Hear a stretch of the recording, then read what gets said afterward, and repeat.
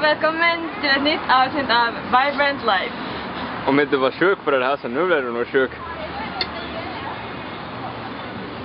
Jeppe känner sig lite sjuk, kanske på grund av luftkonditioneringen i tåget. Så. Jag tänkte säga ett annat ord. Men nu ska vi i alla fall äta en superhälsosam måltid med superhälsosam mat.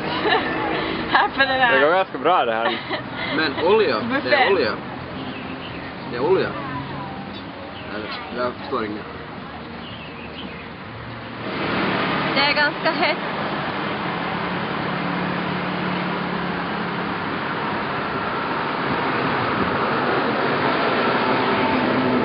Så står lite färskpressad iskall apelsinjuice.